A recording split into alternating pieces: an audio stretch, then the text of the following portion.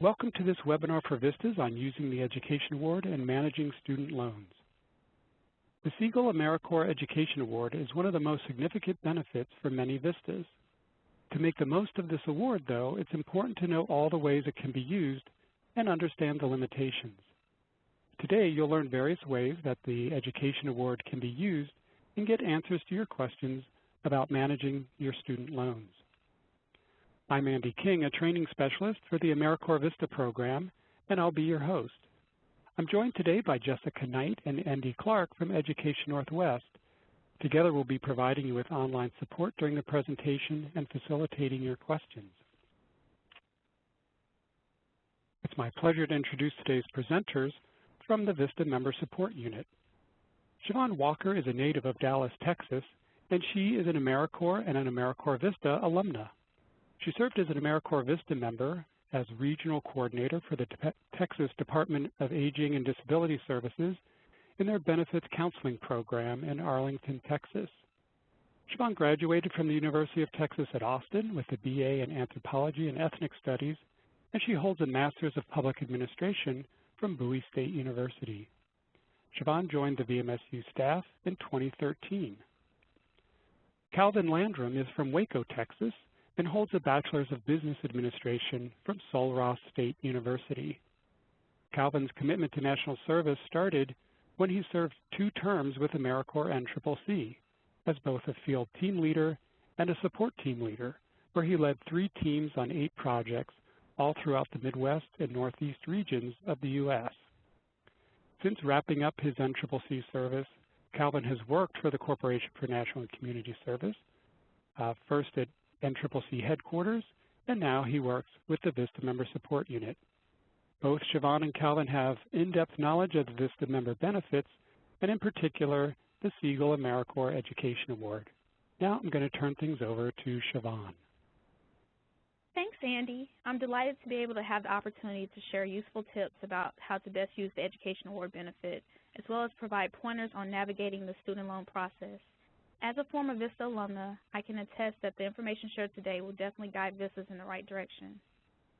Today we'll go over how to use your Education Award and to pay off student loans, both existing and in the future. Also, we will go over loan forbearance and how to defer your student loans. This webinar will discuss the Public Service Loan Forgiveness Program and how it will be a great way for you to pay for all your student loans. We'll also provide more detail on the income-based repayment plan, which can help reduce the amount you'd have to pay back as a VISTA. Finally, we'll provide advice on how to make the most of your benefits, provide key resources, and answer any questions you may have about your Education Award and managing your student loans during your year of service. If during the course of this presentation you have any questions, please write them down and we'll have a Q&A at the end of the session. To start, we'd love to hear from you all. Do you know what kind of student loans you all have? Please respond to the first poll that will appear on the right side of your screen. And just to note, the responses that we receive from this poll will help guide us in the areas that will be discussed during the webinar. If everyone could participate, it will give us a good idea of the loan information that is needed.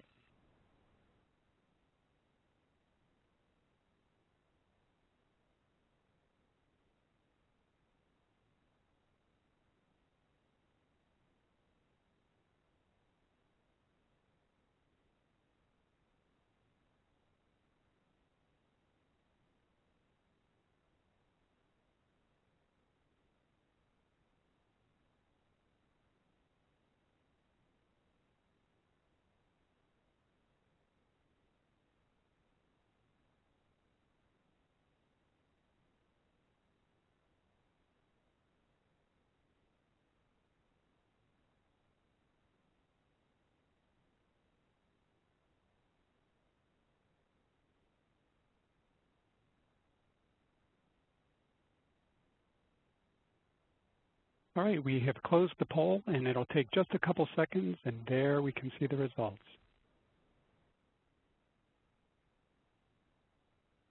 All right.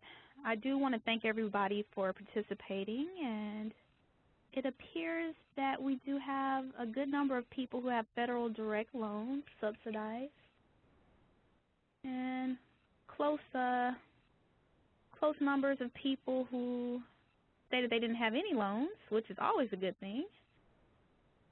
And just a few that have federal Perkins loans and private loans. And that's great because we're going to go into this in a few.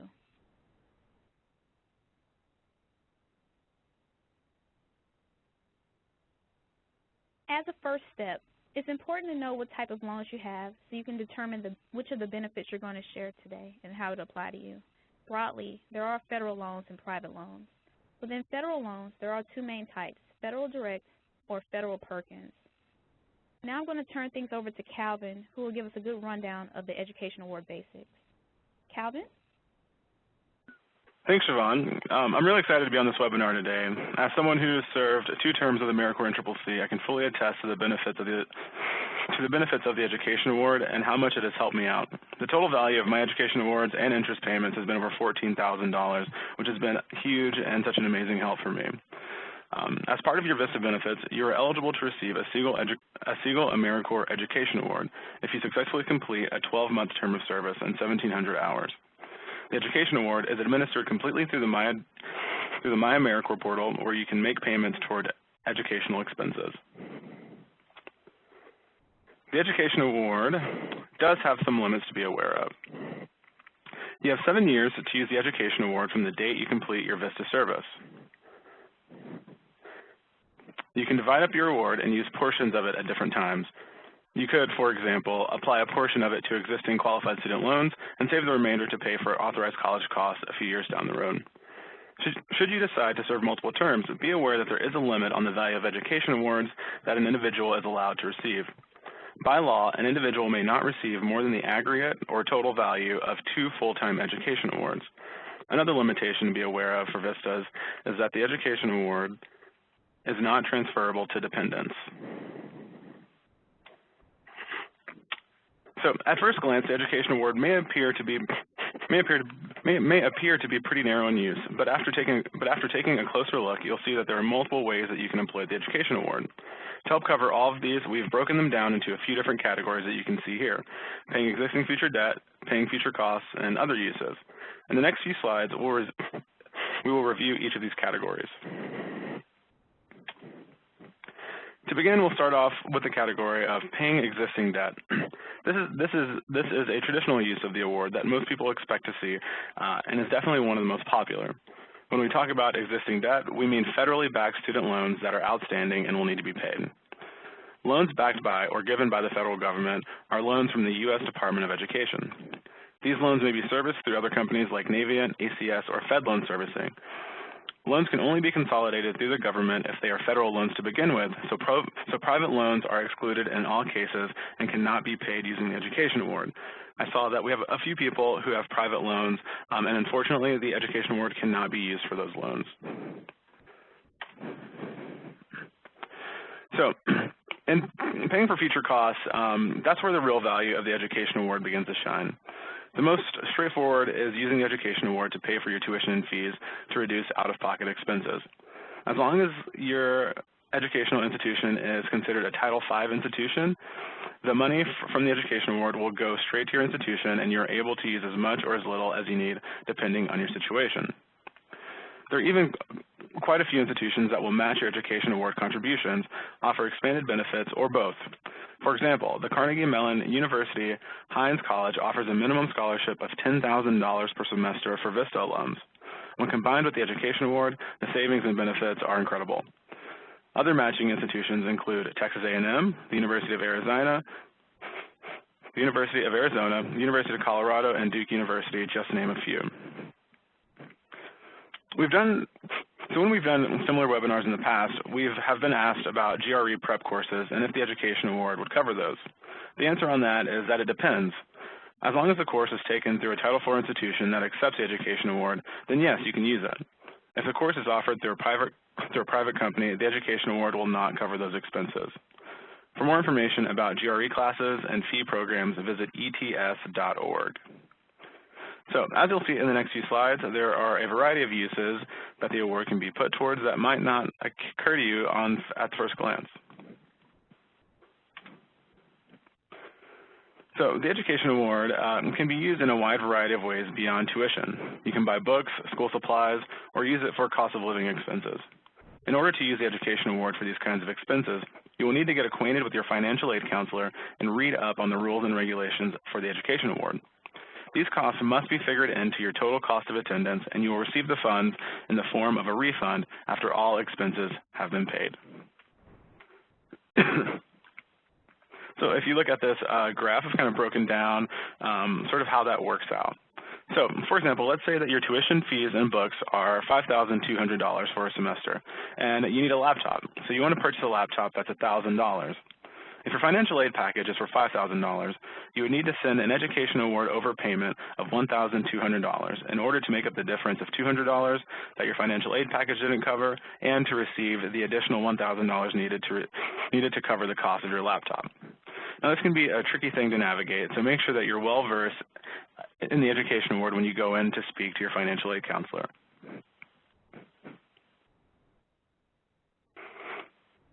Some other great uses for the Education Award are enrichment classes or trade school. Enrichment classes are classes that are typically one-offs and are there to serve your personal interests and development. If you're moving to a new city and you want to meet people, you could use the Education Award to pay for a pottery class or a dance class at a local college. If you're interested in photography and want to learn more, you could take a class offered through a local university. Trade schools are another excellent use. A traditional four-year university just isn't the ideal experience for everyone and their particular set of skills. So trade schools can help you delve deeper into a specialized career and gain knowledge about specific industries. But keep in mind that only Title IV schools are eligible to receive the Education Award, so it's necessary to do some research by calling your financial aid office before making any big plans. Now, one question that always pops up around the Education Award is, can I use it to study abroad? Can I go to France? Can I travel? Can I do this and this? And the answer is yes, you can use the Education Award for educational expenses abroad. That could include a language class, a cooking class, or any educational opportunity you can find, as long as it is through a Title IV institution. That's the key.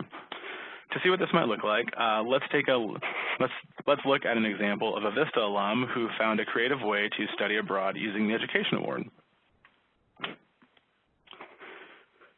Rob Cox served as a Vista member with a Jumpstart in Boston, completing his service in 2004. As the 7-year deadline for his Education Award approached, Rob was faced with finding an opportunity to use the Education Award in a way that made sense for him. After researching a number of options, he decided to use his Education Award to take a course with the National Outdoor Leadership School, or NOLS. NOLS courses take students of all ages on remote wilderness expeditions to develop leadership, technical outdoor skills, and environmental ethics. The wilderness serves as a natural classroom. NOLS has courses of varying lengths from several weeks to several months, where students are in the backcountry getting an experiential education. Now, NOLS itself is not an eligible institution for receiving the Education Award, but fortunately, NOLS has developed agreements with 2 other institutions, Central Wyoming College and Western State Colorado University, that are Title IV institutions. This allows AmeriCorps alums to use their Education Awards for NOLS courses and receive credit from one of those accredited universities. One would need to apply to both NOLS and one of the schools, and then use the Education Award to pay for that tuition and the equipment.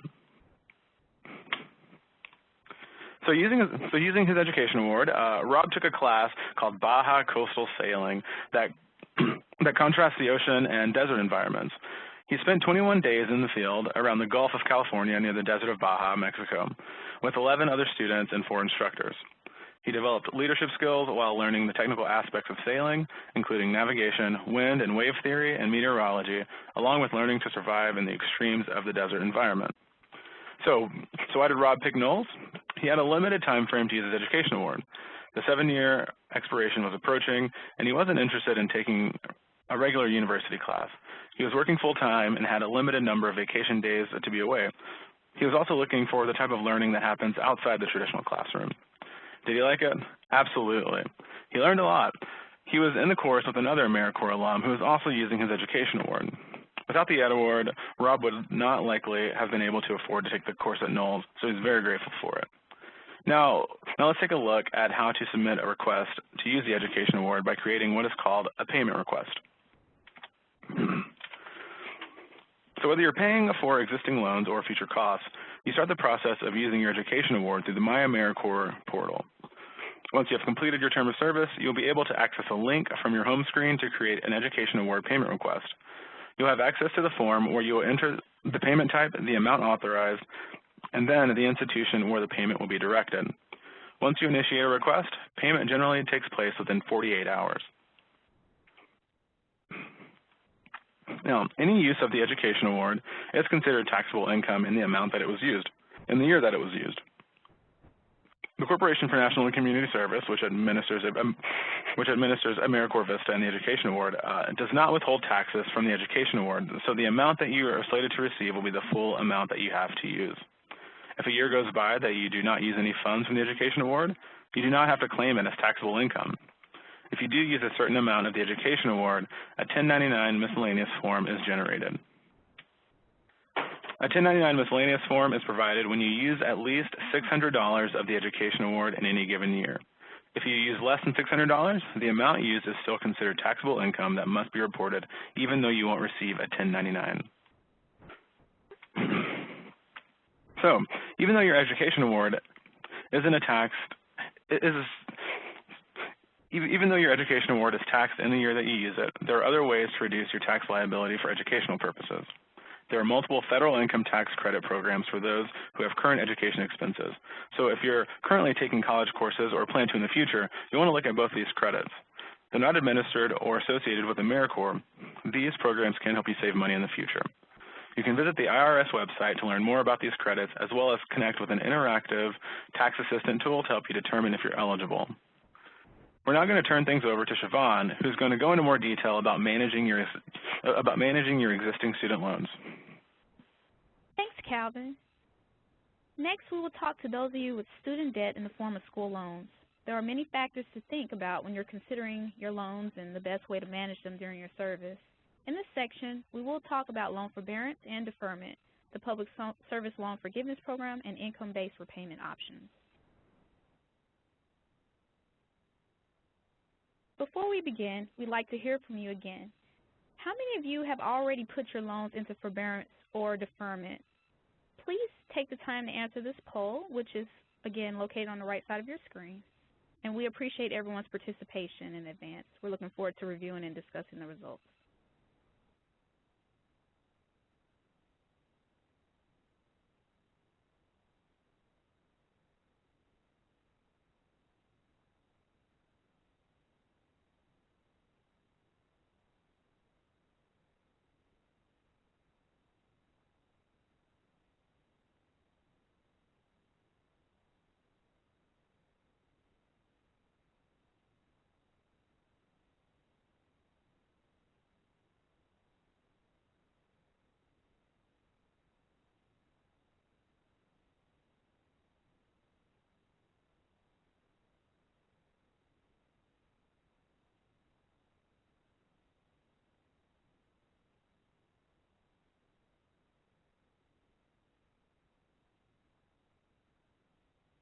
Okay, I do want to thank everybody for participating, and we've compiled the results here.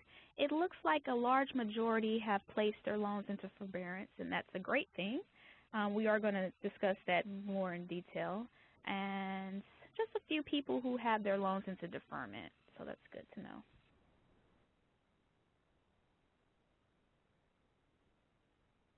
Okay, moving right along.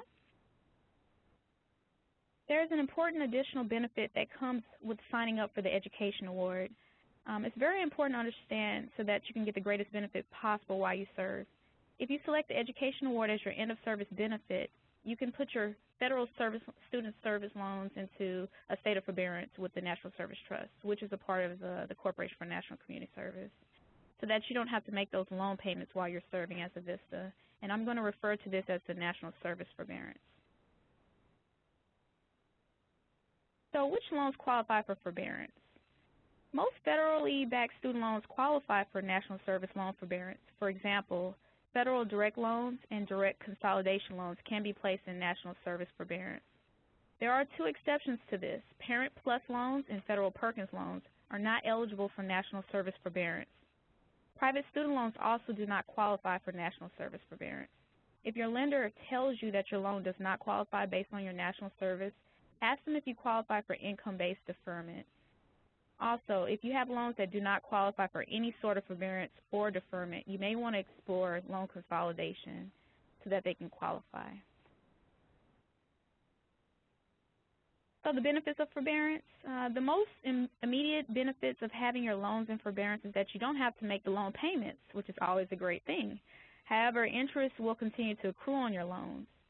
Once you complete your entire year of service, you can ask CNCS, which is the Corporation for National Community Service, to pay off the accrued interest. However, there are a few things to know about the interest accrual payment. You'll need to submit a request on the MyAmericorps portal to have the interest paid for you. The interest accrual payment is considered taxable income, so you'll need to report it as such and be prepared to pay the tax on the payment. The interest accrual payment is an additional benefit to the Education Award. As with the Education Award, forbearance does have its limits, so keep the following in mind. National Service Forbearance is a feature that only applies if you choose the Education Award. So if you select the cash stipend, there are other options we'll describe in a few minutes. VISTA members who extend their service are not eligible to receive an Education Award during their extension period and may only select an end-of-service cash stipend. So since the Education Award is not an option and is not available, you cannot request a forbearance for any existing loans, and you cannot request an interest accrual payment during the extension period. Forbearance and interest accrual payment is contingent upon successful completion of your term of service. So, for example, if you end your service early, you'll not only forfeit the Education Award, but also the forbearance and the interest accrual payment. So this basically means you're going to owe your lender for any interest that has accumulated during your forbearance period. You can submit a request online through MyAmericorps to do any of the following: to put your loans into National Service Forbearance while you're serving, and I'm guessing most of you have already done this because that was like our top result on the poll. And after you complete your service, you can request an interest accrual payment. Just note, if your lender is not listed, click where it says Institution Not Found, and that's a link, and just follow the directions. For those of you who want to know how to submit a paper request, it can be made. It is old-fashioned, but it can be made. We do advise you that it may take significantly longer to process, and if for whatever reason you'd like to fill that out, just call the National Service Hotline, and they'll be able to guide you through the process. As mentioned earlier, you can earn up to the equivalent of 2 Education Awards. So let's say that you love VISTA so much you want to serve a third term. What are your options? You could opt for the cash stipend of $1,500, but you wouldn't be able to put your loans into forbearance with the National Service Trust, and you wouldn't be able to request to have the interest paid off. You may be able to put your loans into deferment with your lender, but you still have more interest piling up. So your option would be to opt for a zero-value Education Award. This would allow you to keep your loans into forbearance with the National Service Trust and to also have the interest paid off at the end of your service term. You want to compare the amount of interest that accrues in a year to see if it's more than $1,500 to determine if this makes sense for you. For those of you with private student loans or other loans that don't qualify for National Service Forbearance, there is an option you can explore. It's generally known as loan deferment. Deferment differs from forbearance in a few ways. First, you request deferment directly with your lender. Different lenders may use different names for this, so you might need to explore with them a little.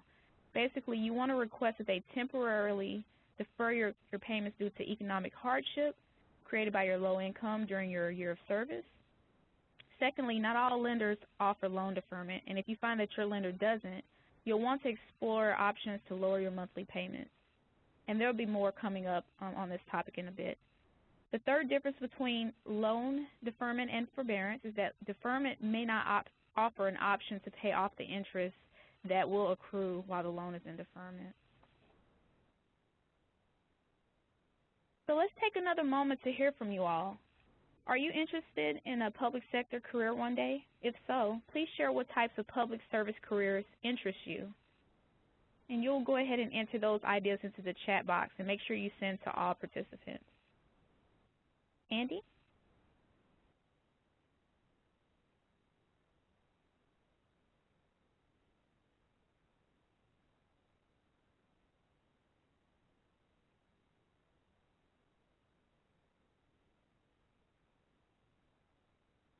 Hey, Andy, it sounds like you may still be on mute if you want to unmute yourself. Thank you. Oh, sorry about that, and thanks for that prompt.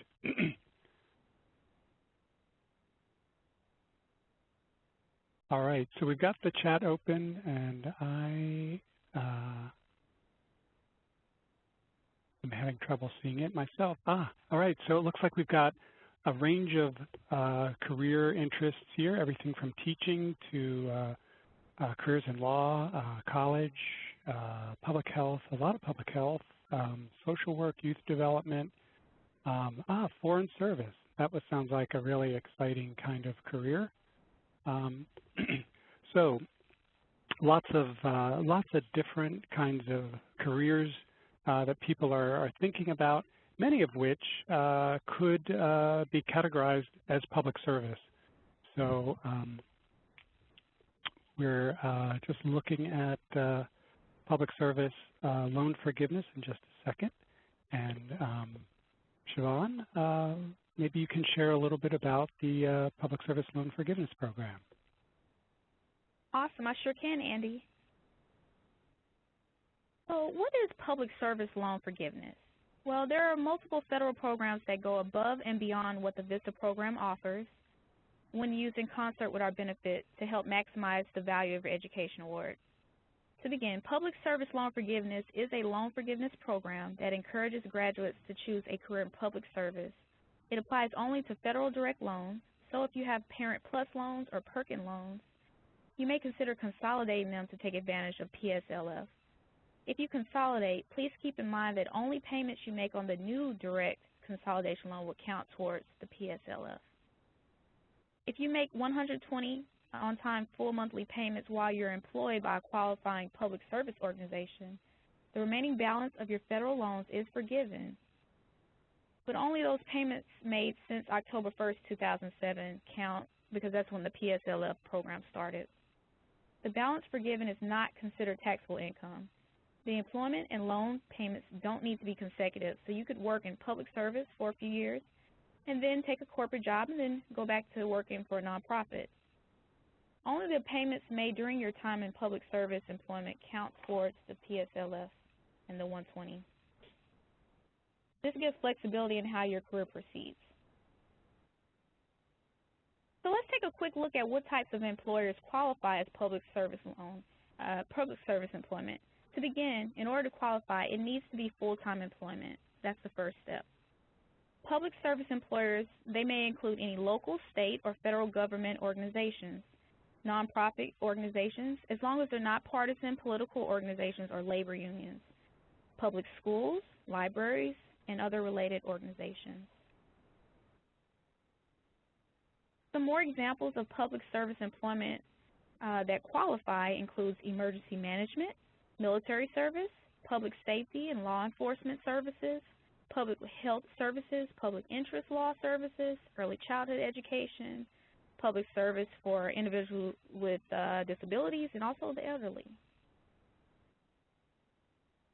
So how do you apply for public service loan forgiveness?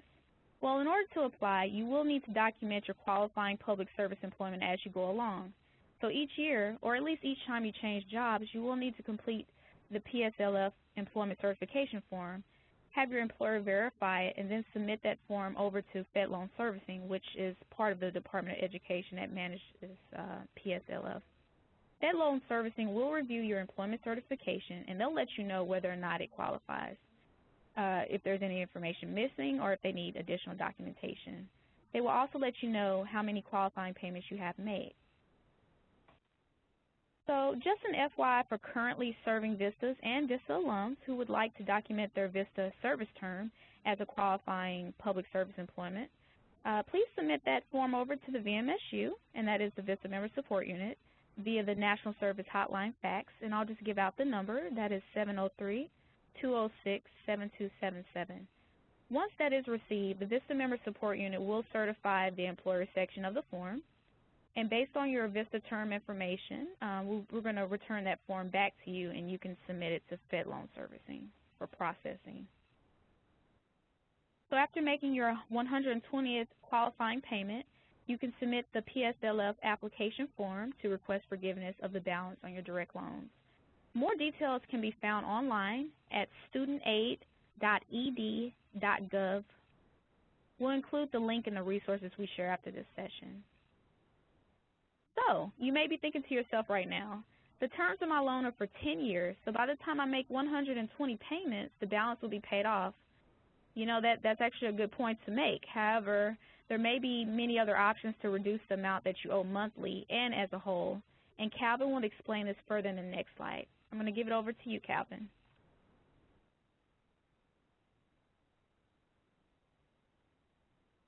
All right, thanks. So a separate but associated benefit that you can take advantage of no matter what your career track is income-based repayment, or IBR. There's a real value to be had here no matter what you choose for the end of service. Essentially, IBR adjusts your monthly loan payment as a fixed percentage of your income. Because VISTAs live at poverty level, payments made under IBR can be as low as $0 or $5 while in service and will only go up when your income does. A few things to be aware of about IBR is that it can be used for all federal loans except Perkins loans. It does not work for private loans, and if on an IBR plan, loans will be forgiven after 25 years instead of the 10-year forgiveness that comes with PSLF. So, income-based repayment is dependent on household income and household size, and sets payments at a percentage of discretionary income, either 10 or 15% depending on when you took out your loan. I personally use public service loan forgiveness and income-based repayment. So when my salary was $30,000, my payments were about $102 a month for student loans totaling about $24,000. That's a much more manageable payment than the original $250 per month that was requested prior to signing up for income-based repayment. As my salary increases over the years, my payment will go up slightly, but with public service loan forgiveness, I will end up paying significantly less than the full $24,000 over the course of 10 years. The Department of Education has an online repayment estimator to help you see what your payments could be using IBR. To qualify for income-based repayment, you need to have some degree of financial hardship, meaning that the balance of your loans needs to represent a significant portion of your annual income. Basically, they want to make sure that if you sign up for IBR, that your monthly payments will be less than they would for a standard repayment plan. The upside to income-based repayment is that your monthly payments are lower, often much lower. But if you stretch out the time over which you repay the loan, more interest will accrue and you'll end up paying back more in the long run unless you use something like public service loan forgiveness. So we've covered a lot of different programs and options for you to consider, and we really want you to get the most out of all these benefits. So by combining the Education Award, public service loan forgiveness, and income-based repayment, you can get a lot of really good things out of this. So to wrap up, we're going to cover some recommendations for making the most out of your benefits. So for those with federally backed loans, here are some thoughts on how to get the most out of what's available. While serving, you can apply for income-based repayment to get your payments down to almost nothing.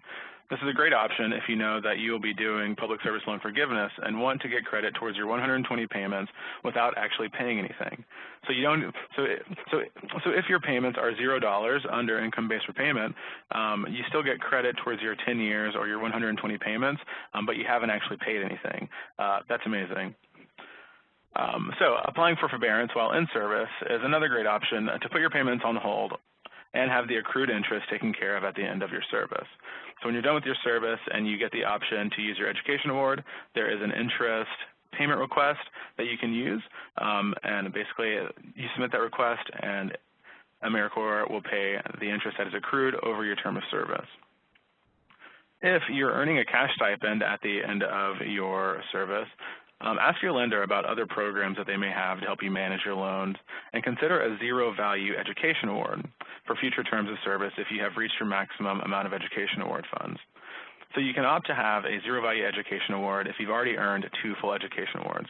And what this will do is, so you won't receive a full education award, but you get the benefits of forbearance that come along with it.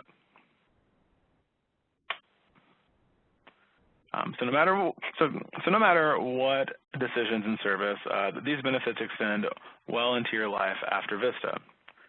When your service is over, keep making IBR payments in order to receive credit towards your public service loan forgiveness. Using your education award to make payments is also a great way to transition out of VISTA service and into permanent employment. You can use your education award to make your income-based repayments. So if your payment is $5, you can use $5 of your education award to make your monthly payment, and it counts towards your 120 payments. Keep in mind that payments from the education award must be done manually each month, so you have to go in every single month and create that request. You can't set it up to be recurring. It's something that you have to do manually. And although you can make as many payments as you'd like from your education award, you can only receive a maximum of 12 public service loan forgiveness credits total. So what that means is that you can use your education award to make as many payments on your loans as you can, but you'll only receive credit for 12 of them towards your public service loan forgiveness. So when your 120 monthly payments have been made towards public service loan forgiveness, you'll be able to apply for loan forgiveness. The PSLF program started in 2007, so the earliest that anyone could receive the benefit of forgiveness would be 2017. Now, for those of you who have Perkins loans, I'd like to point out some of the unique characteristics of these loans as they relate to the education award and loan forbearance. For each year of VISTA service you complete, you can get 15% of your Perkins loan balance forgiven. To be worthwhile, your Perkins loans would have to be at least $37,000. If that's the case, here's what you need to do. Select the cash stipend as your end of service benefit. You can't get the education award and the 15% loan forgiveness. It's one or the other. Put your loan in deferment based on financial hardship. And at the successful completion of your VISTA term, 15% of your Perkins loan balance is forgiven, and the Department of Education will pay off the interest that accrued while your loan was in deferment. Note that Perkins loans are not eligible for income-based repayment or public service loan forgiveness. To learn more details about options for VISTAs who have Perkins loans, visit the link that's posted in the chat window.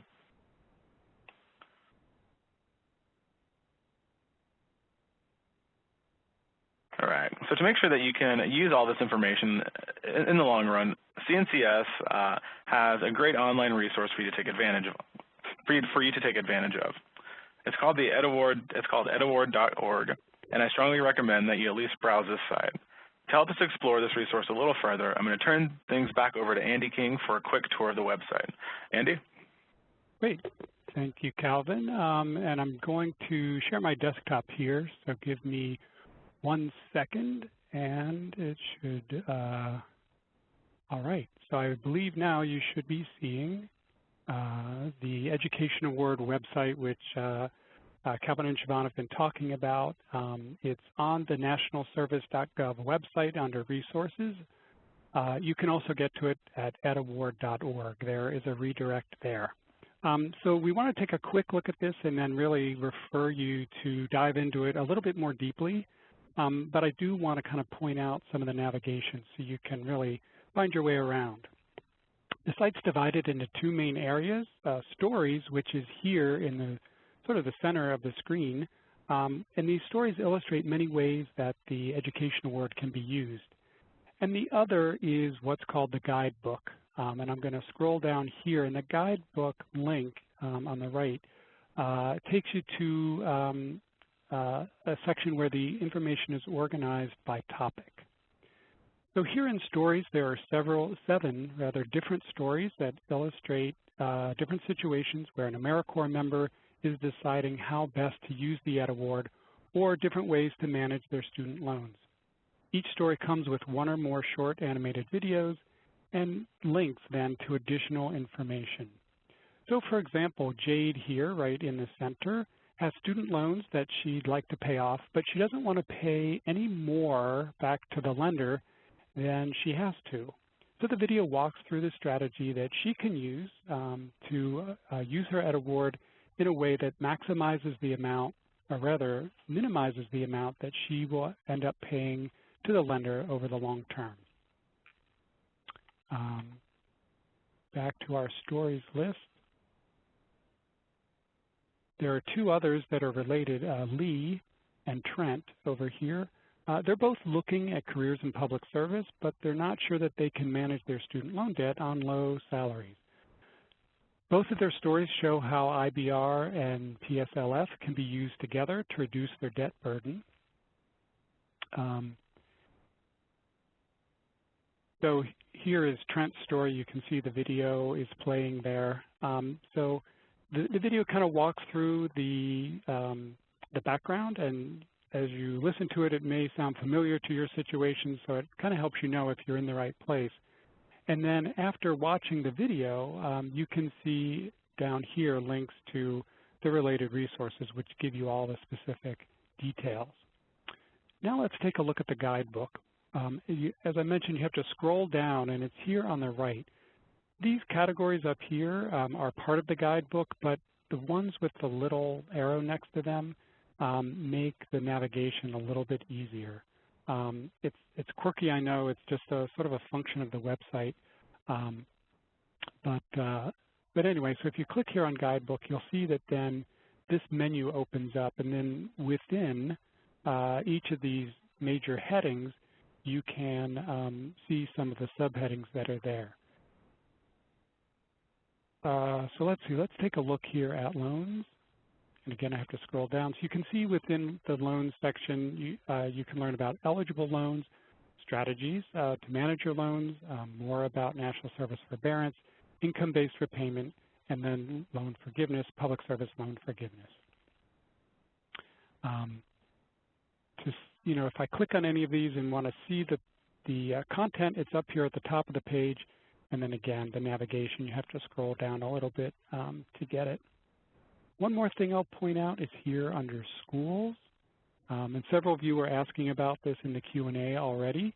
If you're interested in finding out whether a particular university would match the education award, there's a link right here that takes you to matching schools.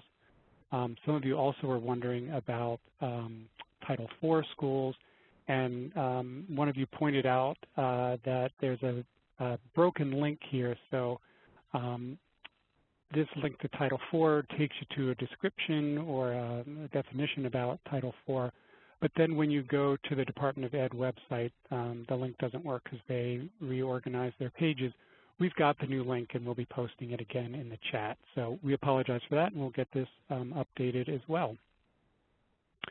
On the topic of matching schools, if your university is not on the list, or particularly one where you already attended, we encourage you to contact the university as an alum and encourage them to become a matching school. It's one of the best ways that we actually are able to recruit schools to match the Education Award, and hearing directly from their alumni is one of the most effective ways to convince them that it's a good idea. All right, so that's a wrap-up of our quick look at the EdAward site. Now let's close with some next steps that everyone can use to get started on their way to managing student loans. All right, so first up, you're going to want to be sure you know what types of loans you have. Are they federal? Are they private? Is it a Perkins, a Stafford, a Parent Plus, or any other type of loan? You're going to want to know what type of loans you have so that you'll know which programs and which benefits you qualify for. Then take a look at the Education Award website that we just looked at very quickly. There's a lot of great information in there. It really goes into some detail and explains all the ins and outs. So set aside some time to do that. Check with your lender if you haven't already placed your loans in a forbearance or deferment. A number of you have chatted or put in the Q&A that you've been making your payments during your VISTA term so far. It's not too late. You still could take advantage of forbearance or deferment options. Next, explore the income-based repayment and public service loan forgiveness. see if they make sense for you. Again, it depends on everybody's individual situation. So we can't say there's one right answer, but we just want you to know that all of these things are available.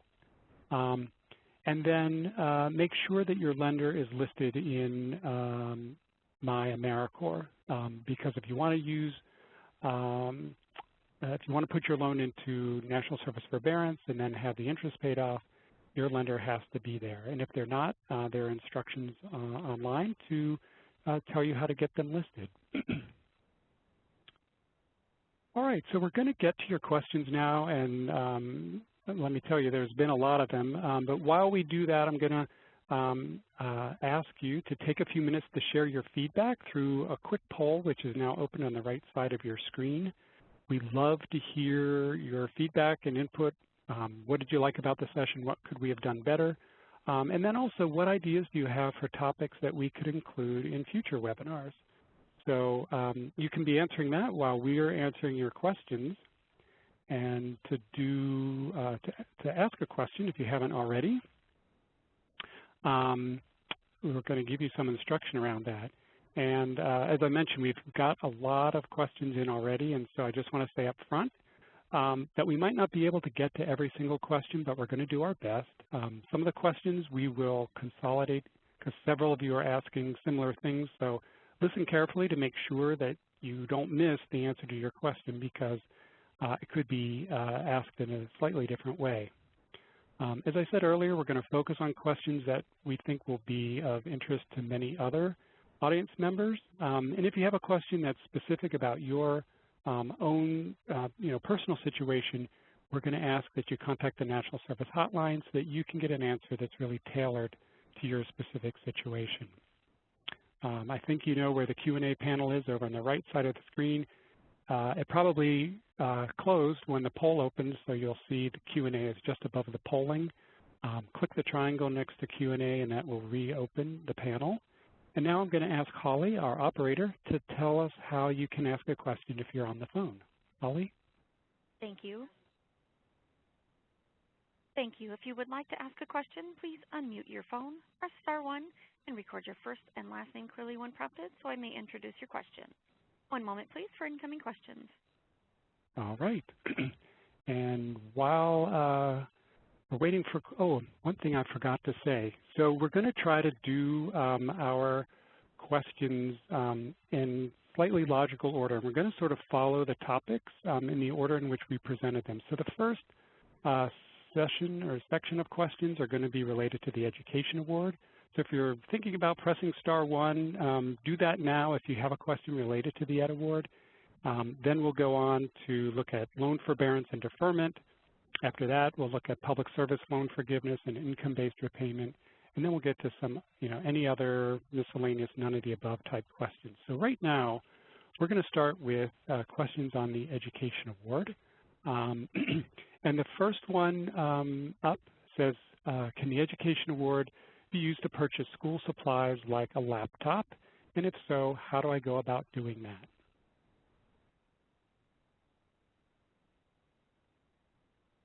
Yeah, I'll take this question. So like I explained earlier, what you're going to need to do, the Education Award can be used to purchase school supplies like a laptop, but those costs have to be sort of factored into your tuition, and you'll need to create an overpayment to your school so that they can issue a refund check, and you can go out and purchase a laptop. It's a little tricky. It does take some navigating. What you have to do is calculate the total cost of all your tuition and fees, and then overpay the amount that a laptop would cost so that you can receive that as a refund. Great, thanks. Now we have a couple questions related to schools where you can use the Education Award. So how do you know if your school is a Title IV school? Well, I'm going to post in the chat a link to the list. And someone else said, I'm interested in pursuing a master's degree through a university in another country. Am I able to use my Ed Award there, or is it valid only in the U.S.?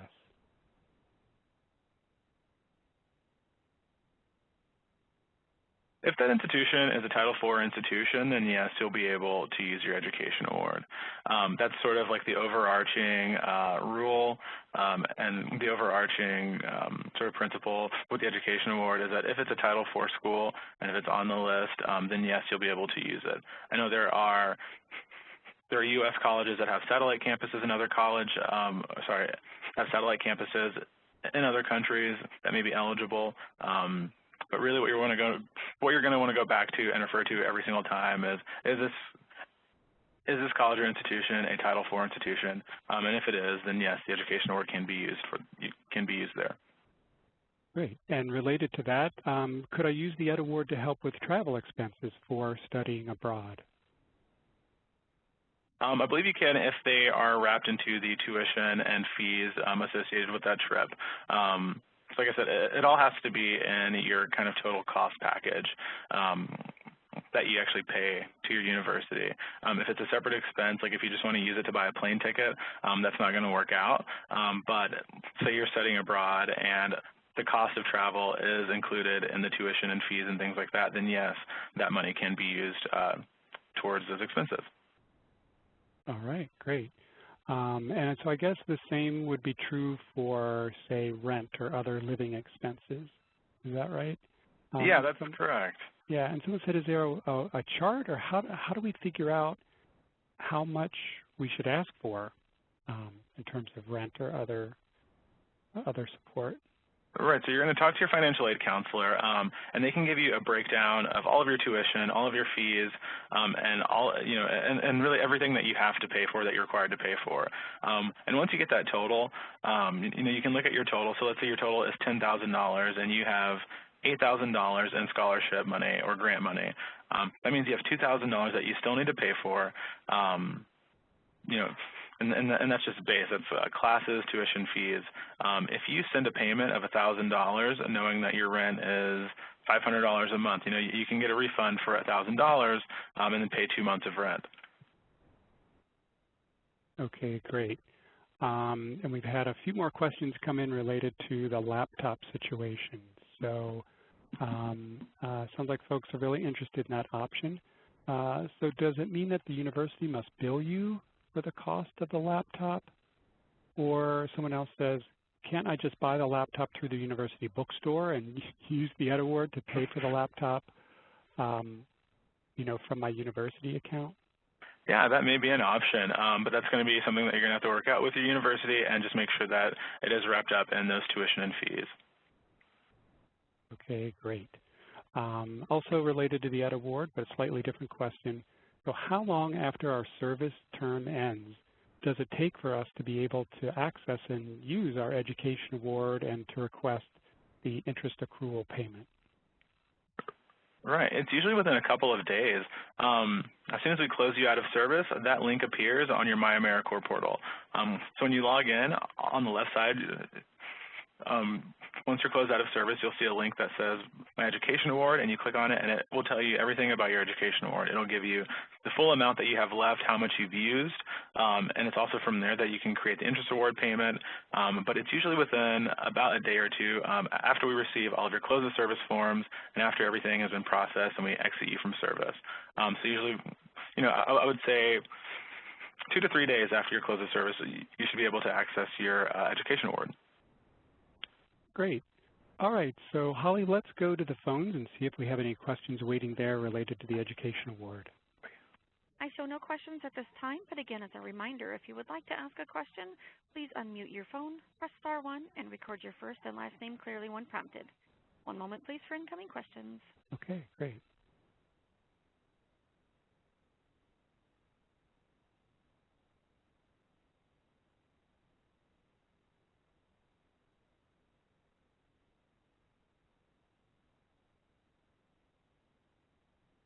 All right, well, while we're waiting to see if others are coming in on the phone, we have a question from Julia who says, I have an existing student loan that I applied for through New York State.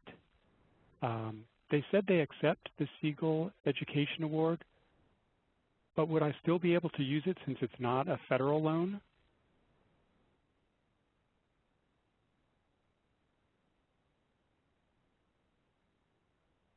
I think I can try to tackle that question. I want to say that you definitely need to check with your financial aid office, of course, first thing, and inquire that and let them know I have an education award. Would I be able to use that to pay whatever balance you have? I definitely would check with that financial aid office first. I don't want to tell you yes or no, because I know schools are different, but just going off, past experiences, you may I would just check with the financial aid office first. Okay, terrific. And Holly, have any questions come in online on the phone? No questions over the phone at this time. Okay, great.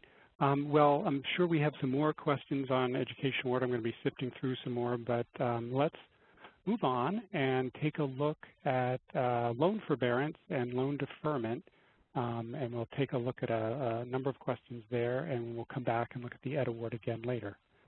All right, first up, is it true that we need to ask for the interest that has accrued on our federal loans to be paid off at the end of our service year, or will it be paid off automatically? I can tackle that. Yes, you definitely want to request that interest is paid off. It's not an automatic thing. Those are two separate benefits. So you definitely want to request that the interest is paid. Great. And they submit that request right through My AmeriCorps, is that right? Yes, that's correct. Okay. We had a couple questions from VISTA members who it sounds like they're planning to do a second year of service. And so their questions were around the interest accrual payment. So first, someone said, if I'm doing a second year of VISTA, can I apply for an interest accrual payment at the end of my first year, or do I have to wait till the end of my second year in order to do that? No, definitely. You can use your education award as soon as you receive it. It's available to you as soon as your service is over.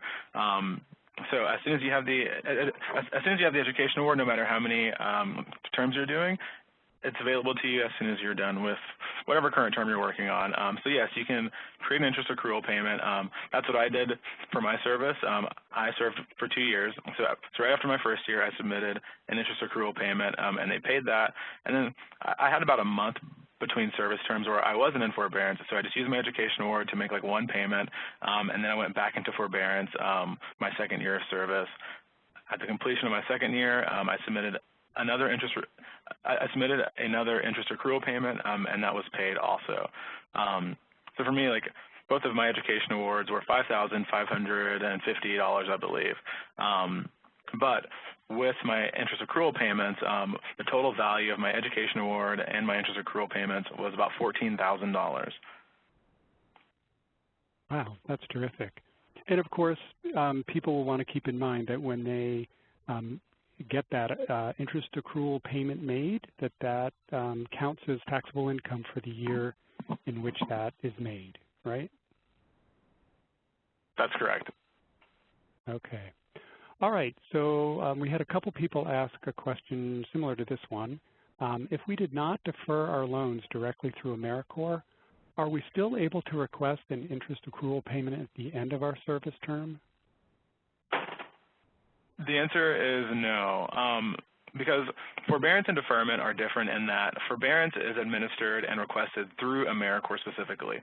Deferment requests go through your lender. So in order for you to receive a forbearance request, in order for you to receive an interest payment, your loans would need to have been in the AmeriCorps forbearance. Okay, great. The next question, Vista says, my forbearance request was denied by my institution when I requested it through the My AmeriCorps portal. Then I tried to request deferment directly from the lender due to my low income, and again, that was not accepted. So I've been making my monthly payments. Will I be able to use the Ed Award for this loan? As long as it's not a private loan, you should be able to use it. If it's a federally backed loan, then yes, you'll be able to use it. to pay off that loan. You're going to need to check because I don't know your exact circumstances, so I don't know if it is a federally backed loan or a private loan, but if it's federally backed, you should be able to use the Education Award to pay for that. Okay, great. Holly, let's see if we have any questions on the phone at this time. I have one question from Ali Hernandez. Go ahead, your line is open. Hi, okay, so this question, acting weird. So I had a question for, I think Siobhan, right? Yes. Okay, Yep. so I was wondering if I could pick your brain. I know that's not about the Education Award, but I don't know if there will be a Q&A for extra questions. I'd like to pick your brain about your career in public administration because I'm leaning towards it and I don't know a lot about it, and that's all. Sorry. Okay. Well, maybe we can take that question offline, and if you want to send us your contact details through the Q&A, we can have Siobhan follow up with you afterwards. Okay, cool. Thank you. Yeah. Do we have other questions online relating to loan forbearance or loan deferment? I show no more questions to the phone, but again, if you would like to ask a question, please unmute your phone, press *1, and record your first and last name clearly when prompted. If you wish to withdraw your question, press *2. One moment, please, for incoming questions. Okay, great.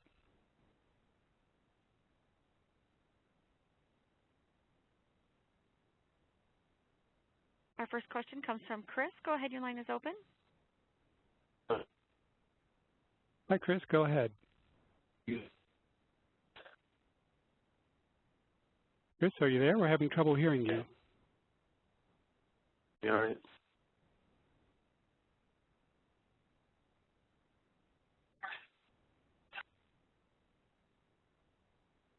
Chris, is your phone unmuted? It sounds as though Chris's line has dropped. Okay. I do have a question from Emma Olson. All right, Emma, go ahead. Your line is open. Hi, can you hear me? Yeah. Oh, perfect. All right, so hi everyone, my name's Emma. I have a question. So this past year, I'm just completing up my first year of service and heading into my second. And I have been in forbearance on my loans this entire year, but I had no idea that I really could use this year to probably pay nothing on my loans but still have them be qualifying loans. Is there a way for me to go back and have this past year count towards the PSLF? There is not that I know of because you weren't making payments, which, I mean, it sort of only makes sense, that if you weren't making payments, you don't get credit for it. Yeah, I'm gonna say no. But again, I would do some individual research a little deeper. But I'm strongly leaning towards no because you weren't making payments. And if you were making payments, then yes, you could have. Then you can retroactively go back and say, hey, I made 12 payments over the course of this year. Can I get credit for this? And they will give you credit for that if you've already made the payments. But since you were in forbearance and not making payments, it's likely that they wouldn't give you credit for it. Thank you. Do you guys have anyone that, I know we're all over the country, but do you have any place that you might suggest to kind of help us think through how we want to, whether we want to go into forbearance or whether we want to start paying qualifying loans? Are there any other resources that you would suggest going to, especially if it's like a person you can talk to?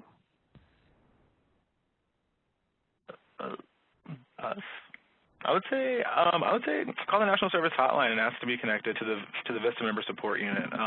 We're always here Monday through Friday, 9 to 5, and we can definitely fill those questions. And if you have more specific circumstances, we would love to talk to you about those and really help you try to work through that. All right, thank you so much. No problem. Our next question comes from Amber Joyner-Hill. Go ahead, your line is open. Hi, can you hear me? Yeah. Okay.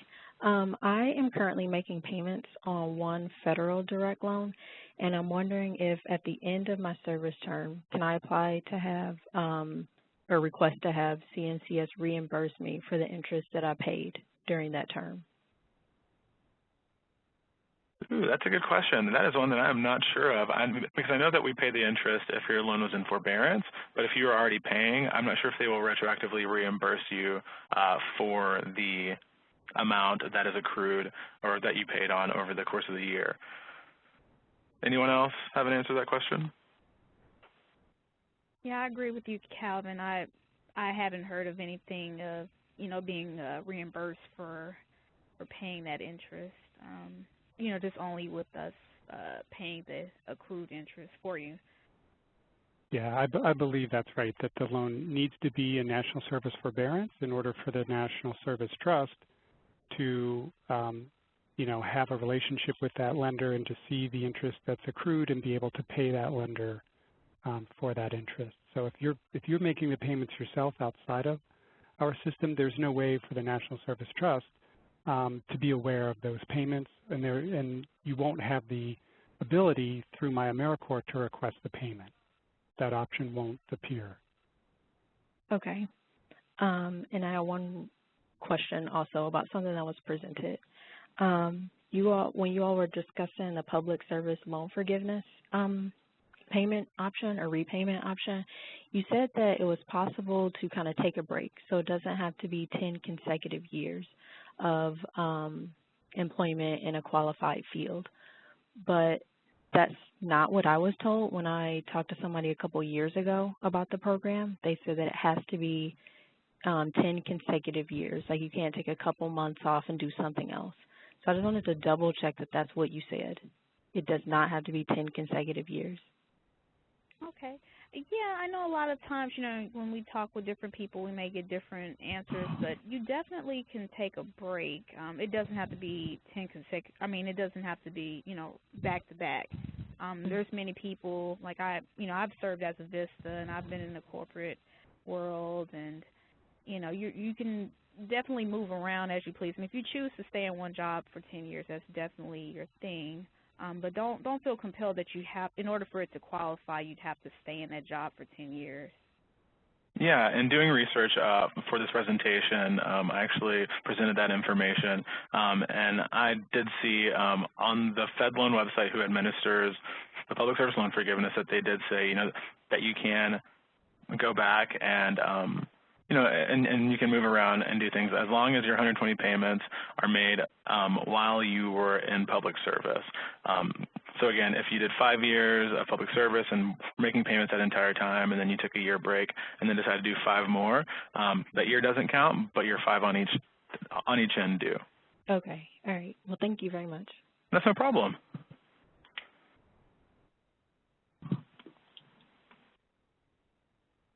Do we have others on the phone? I have one more question from Blanca Baker. Go ahead, your line is open. Hi. I actually asked a question online, but then my computer started acting funny. Oh, no. What I was going to ask is economic hardship deferment a good option to choose during, for loan forgiveness, for loans during your service time? Because I did apply for the forbearance through AmeriCorps back in February, and my status still says pending. And I've talked to my institution, I've talked with my loan provider, and with people through AmeriCorps. Nobody seems to know why it's still pending. And so I just chose the economic hardship because that was one of my only options at the time. So I didn't know what would be the best option for me to do. Yeah, deferment is not a bad option to have. It's not like a bad thing to do. Mm-hmm. It just doesn't come with the benefits of interest payment and things like that.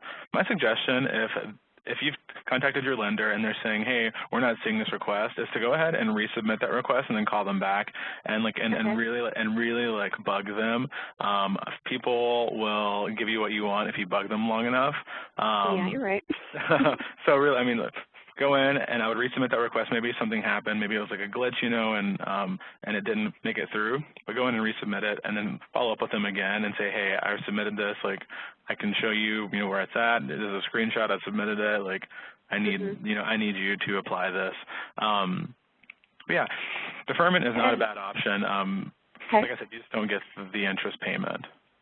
Now, does the AmeriCorps forbearance, does that pay for federal unsubsidized and subsidized loans? Yeah, as long as they are federally backed loans, subsidized, unsubsidized, it doesn't matter. We just pay the interest on unsubsidized loans because it's accruing while they're in forbearance. Okay. Yeah, because I know that the economic hardship only pays for subsidized interest during the time that you are in that deferment. So that's good to know. Yeah. All right, we've got a couple other loan forbearance questions, then we'll move on to public service loan forgiveness. So someone said, let me get this straight. If I didn't ask for loan forbearance when I started my term of service, can I now ask for retroactive loan forbearance? I believe the answer is no. You cannot go back and request it, you know, for the past. You would have had to submit that request when you started service for it to count for your entire term. If you're halfway through your service and you request it now, then you would get the benefits of forbearance for half of your term or the 6 months that are remaining, but not for the previous 6 months. Okay, great. One last question. When you apply for the interest accrual payment, what does it look like when that request gets accepted? Does it get paid directly to the lender, or does the individual VISTA member get reimbursed? How does that work? Yeah, it's going to go directly to the lender. So once you create your request in the My AmeriCorps portal, you'll see that it'll say pending, you know, pending request, whatever. And basically everything gets handled on the back end all the way from you, and you don't even see it until it gets accepted, approved, and then once it's approved, you'll actually see the amount of interest that was paid. It'll show you, it'll say, you know, we paid $2,000-something in interest to your lender. It was accepted, everything went through, it's fine, you don't have to worry about this amount anymore. Okay, great. All right, we're going to move on and talk about public service loan forgiveness and income-based repayment. So first question up, are all nonprofit organizations included in public service loan forgiveness? That is not a question, I don't think, for us to answer. I would say most of them are, but again, you're going to have to check with Fed Loan Servicing to check and make sure, you know, that your organization does qualify. I would say mostly yes, but again, that's not a decision for us to make. It's for Fed Loan Servicing, who administers the public service loan forgiveness, to say, yes, we recognize this institution as a nonprofit or as a public service institution. Yeah, and of course there are some upfront exclusions like political organizations and some other advocacy groups. All right, let's see. Someone says, right now my loan is an income-based repayment, but I'd like to know if that means my interest is still building up.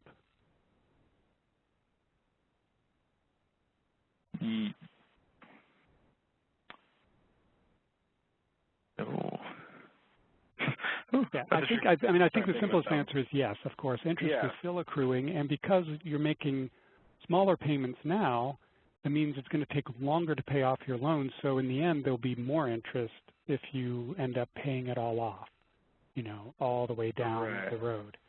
So I believe the answer there is yes. All right, next someone's asking about loan forgiveness and says, can you apply for loan forgiveness and use past work experience as part of the 10-year requirement? You can, but only on payments that have made since 2007. So if you were employed in 2007 for a public service or organization, any payments that you made from 2007 with that organization or with another organization forward can count. So like when we were talking during the presentation, that the earliest that anyone could apply for forgiveness is 2017.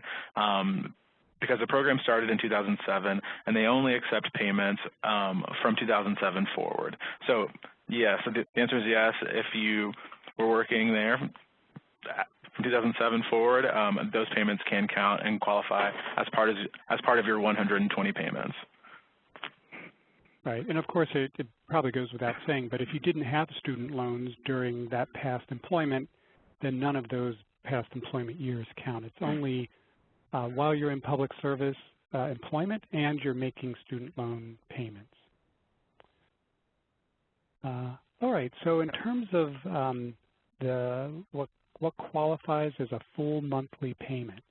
So say I'm in income-based repayment and I'm paying, less than what I would have. Do those payments count as full monthly payments that are required for PSLF? They do, and that is the glory of it. That's like the best part, and that's kind of one of the main takeaways I think from this presentation is that, get in that income-based repayment and get your payments down to $0 to $5, and every payment that you make counts towards your 120. So you have an entire year already, where you're paying $60, over the course of a year for your loans, and you still get all this credit towards it, and you have 1 year down, and you can keep on going, stay in public service, for another 9 years if you would like to. But yes, the answer is yes. Great.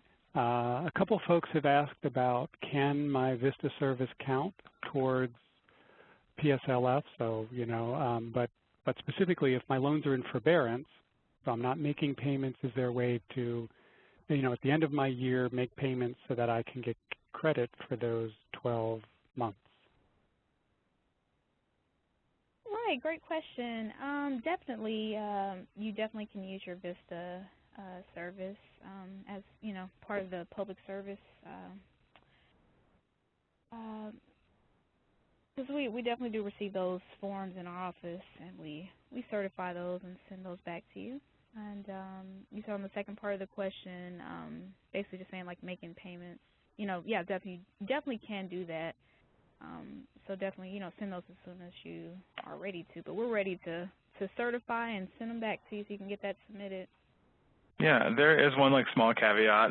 If you are using your education award to make payments on your loans, you can only receive 12 credits towards your PSLF. So if you're in income-based repayment and you're paying $0 for your service, you get those 12 months. And then let's say that you get your education award and you go on to another onto another public service organization. Any education award money that you use to pay back your loans is only going to count for 12 months. Okay, great. So someone asks, if we didn't do it at the start of our VISTA year, can we still fill out and submit the employment certification form for our VISTA service? Mm-hmm. Yes. Oh, yes. You definitely can do that. There's not a, even for VISTA alums, you can send that in.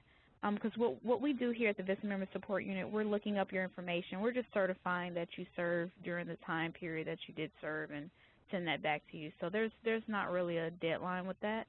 You just send it as you please, and we'll certify it and send it back to you. So yeah, definitely you can do that. Okay, great. And Holly, do we have any callers on the phone with questions? I show no questions at this time, but again, as a reminder, if you would like to ask a question, please press *1 and record your first and last name clearly when prompted.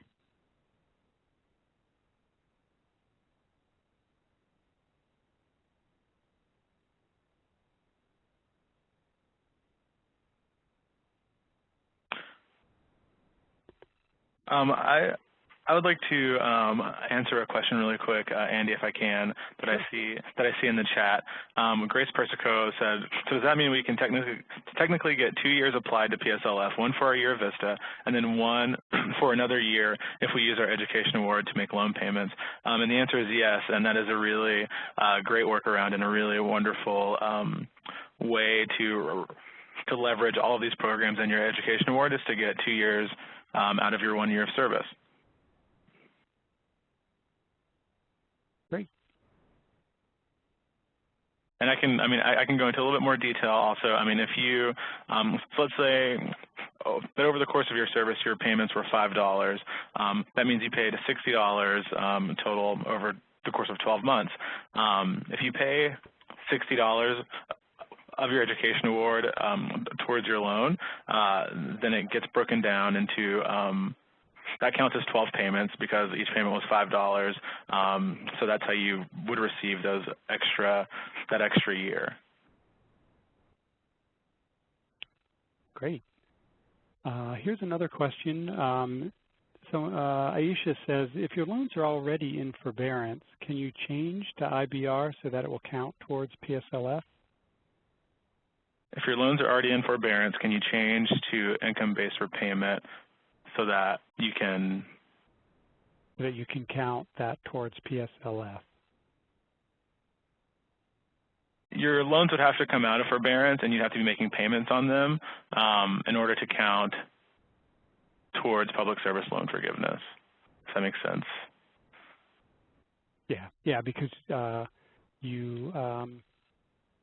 if it's in forbearance now, then you're not making any payments. So to get into income-based repayment, you'd have to remove it from forbearance. Mm-hmm. Yeah. All right. Holly, do we have any questions on the phone? I show one question from Kelsey McTagg. Go ahead, your line is open. Hi, Kelsey. Hi. Hello? Hi there. Go ahead. Okay. My question is, if I was told originally that we couldn't use the Ed Award for monthly payments, and I was just told in the Q&A that I was. So my question is, can we split monthly payments so that I could pay like half of my monthly with the Ed Award and then half with my own funds? You can send whatever amount of the education award that you want to your lender. So when you go to create, the payment request, you actually input the amount that you want to pay. Sometimes I would pay over, just to kind of get it down a little bit more, or you can pay less, and that balance will be reflected on your statement. So if you do pay half with your education award, you should have the option to pay half with whatever other funds you have. Okay, great. Yeah. Thank you so much. No problem. All right.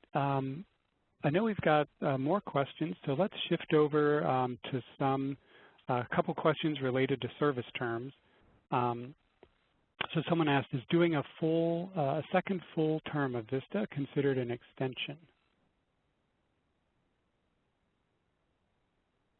Not if there's a break in service, and even so, no. An extension is going to be, so let's say that you did a full year of service, but you didn't get to actually finish your project. So they say, okay, we're going to extend you for three more months so that you can wrap up. That's what an extension is.